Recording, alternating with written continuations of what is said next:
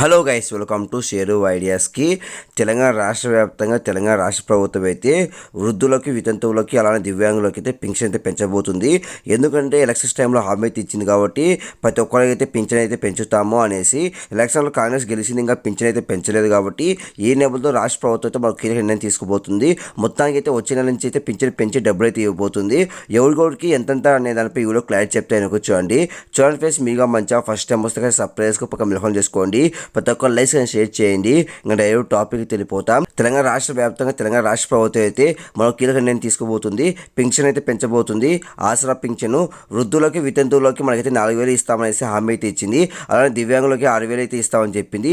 Election గెలిస్తే ఇప్పుడు election గెలిచి దాదాపు 6 నెలలు అవుతుంది కాబట్టి తెలంగాణలో కాంగ్రెస్ అధికారంకి వచ్చి, కానీ మనకైతే అమలు అయితే చేయలేదు ఈ పథకం. కాబట్టి ఈ నేపథ్యంలో మనకైతే వచ్చే నెల నుంచి అమలు చేయబోతుంది. ఎందుకంటే ఇటు ఆంధ్రప్రదేశ్లో కూడా ఇదే పథకం అమలు చేయబోతున్నారు కాబట్టి తెలంగాణ కూడా అమలు చేయాలని చూస్తున్నారు. లేకపోతే ప్రతిపక్షాలు అయితే ఇప్పటికే విమర్శలు కూడా చేస్తున్నారు కాబట్టి ఈ నేపథ్యంలో తెలంగాణ రాష్ట్ర ప్రభుత్వం అయితే అమలు చేయబోతుంది వచ్చే నెల నుంచి.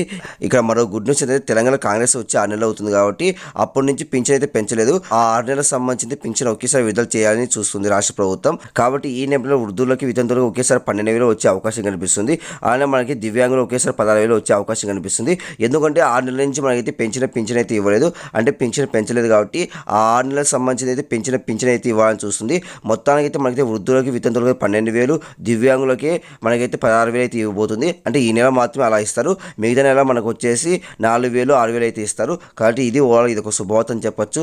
చాలా మందికి ఈ విషయం తెలియదు. ప్రతి ఒక్కరు లైక్స్ కానీ షేర్ చేయండి. ప్రతి ఒక్కరు సబ్స్క్రైబ్ పక్కన చేసుకోండి. Thank you for watching. Thank you.